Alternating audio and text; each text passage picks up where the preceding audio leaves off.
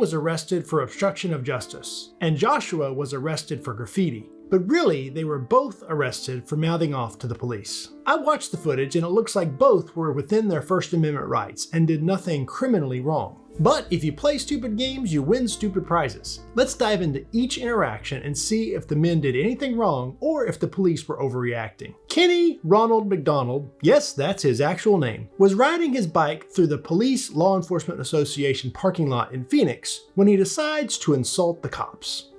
Have a good day. Look, I love the First Amendment, but using your freedom of speech to insult the police is about as smart as using it to insult your boss. Thanks. You can't be criminally punished for either, but you're also likely to face consequences for both decisions, which we see here as the cops talk about what tickets or offenses they could write against Kenny. You know we could go code 6 him for riding left to center. We could. But apparently they decide to just move on. However, as one of the cops is leaving the parking lot, Kenny rides his bicycle up to the cruiser and knocks on the window. Can you help me out with something? What do you need? There's a bunch of people that need help over. You guys help people, right? What do you need? Do you help people? I'm asking you. What do you need? This is Kenny's second mistake. If you don't want trouble from the cops, don't try to attract their attention. This is the same reason I encourage people not to have loud exhaust, dark tint, and flashy cars. You might impress your friends, but you'll also attract attention from the cops who are looking for people to ticket. And Kenny keeps going. Oh, there's a bunch of people over here that are dying in the heat and they don't have any food or water. Could you do anything about that?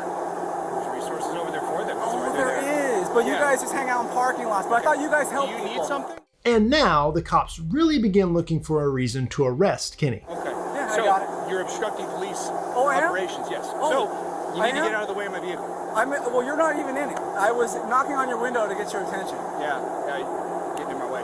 It's called obstructing police operations. Oh, yeah? I'm going to a call right now. But is standing and talking with a police officer obstruction of justice? Obstruction of justice is a state-level offense that is defined in the state code, and therefore it is state-specific. In Arizona, obstructing police operations comes from their catch-all statute that makes it a misdemeanor for anyone to obstruct a government official in the performance of their duties. I'm not an Arizona lawyer, but I can't find any Arizona statute that prohibits obstructing police operations without using force. So let's see what Kenny does next. So if you don't need anything... I wasn't in your way until you stopped. Okay. It looks to me like this officer snapped when Kenny threw a profanity his way, but it doesn't stop there. Turn away from me. What? Turn away from me. Why? I'm gonna take your fingerprint. I'm not going to give you my fingerprints, honey. It's not up to you. I know, but I'm just not going to. Well, it's not up to you. Okay, I know. All right, we'll pull you out and we'll force you then. I'll get out.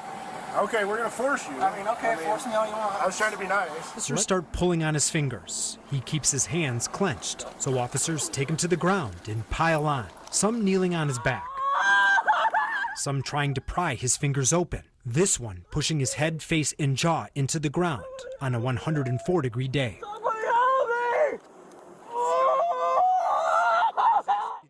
Kenny ends up charged with aggravated assault, obstruction, and trespassing, but only the assault charge proceeds to trial. But the prosecutors dismiss the assault charge on the morning of the jury trial because the judge has just ruled that 2 of the officers' prior misconduct issues will be admissible in front of the jury. This is what you guys do. Are you a new one? What? I'm brand new. He's brand new. He's like a week gone. We're trying to straighten him out though.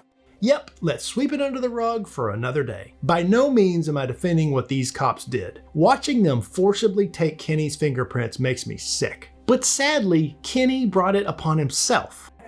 But you guys just hang out in parking lots. But it wasn't in your way until you stopped. He picked a fight with the cops, and they won, at least for now. But Kenny does have a civil rights lawsuit pending in federal court, and I'll bet he ends up with some type of settlement from the city of Phoenix. Which brings us back to Joshua. His encounter begins when the police walk up to him on a sidewalk in Texas. Somebody called us because you do graffiti. So if you don't have a permit, unfortunately, you have to stop. Freedom of expression to create in public property. It's public, yes. Yeah, I've been arrested 1 and 3 times now. So I mean, if y'all need to arrest me for it, we can arrest me and then we can go to court after that. What am I doing wrong, man?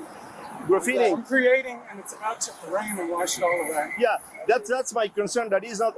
Could you stop it, please? Could you stop it? Just stop, okay? This is impermanent, man. I commend Joshua at this point. He's being polite but firm. Why are the cops even there in the first place? Who calls the police on someone drawing with sidewalk chalk when a major thunderstorm is about to roll through and wash it all away? But Joshua makes his first mistake by ignoring the police. Come right here, please. Sit on this way.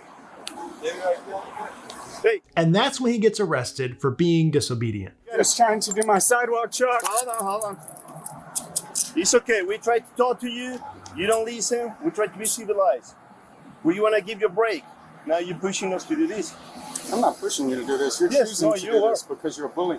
I really don't think Joshua should have been arrested in the first place. And when they get him back to the station, the supervisory sergeant has the same doubts. By the bus stop on the how do you call it? Marker or what? No, it's chalk. Okay, is that arrestable offense? But yes, because it's chalk, marker, permanent marker, all that stuff. I'm gonna read the statute again. I want to give him a break. In order for cause B, it has to be indelible, meaning non-erasable. So chalk is I don't know, with the water it's not washing off, so it's gonna take a little time. But chalk, just be careful because chalk is not considered a permanent marking. Okay. So I told him, hey, what is this doing? I'm gonna give him a break. Hey, just stop. No, I'm doing art. This is my right. I can do this you in did it on public. the sidewalk? On the sidewalk. Okay. That's probably not going to be an arrestable offense. Yeah, we're going to check it right now. If that is the case, just let him go.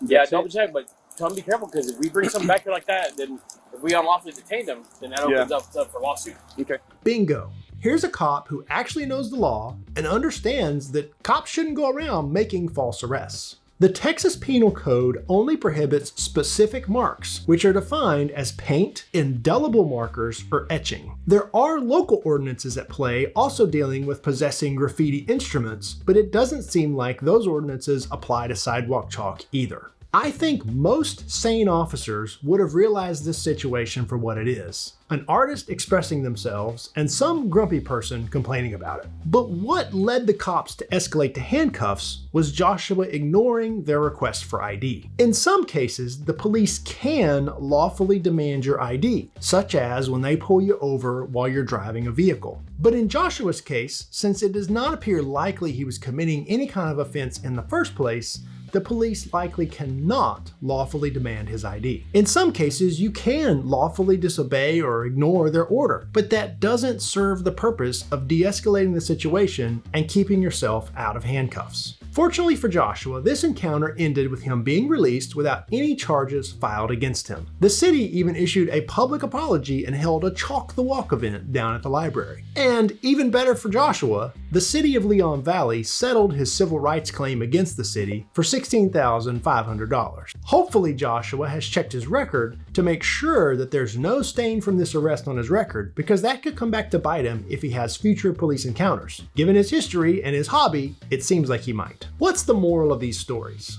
First, cops need to know the law and stop arresting people for disobedience. Respect and trust is earned, and arresting people for disobedience just heightens the tensions that we already have between the police and citizens. Second, don't give the police a reason to arrest you. Don't give them a reason to even notice you. Kenny would have avoided his ordeal by not begging for the cops' attention. Joshua maybe would have been able to de-escalate the situation by providing his ID on their demand and asking for them to call a supervisor to get clarification on the graffiti statute. And third, who really loses is the general public. Our taxes are paying for these lawsuits and settlements for incidents that never needed to happen in the first place. To see more police misconduct, check out this police chief who was stealing evidence. And remember, don't talk to the police.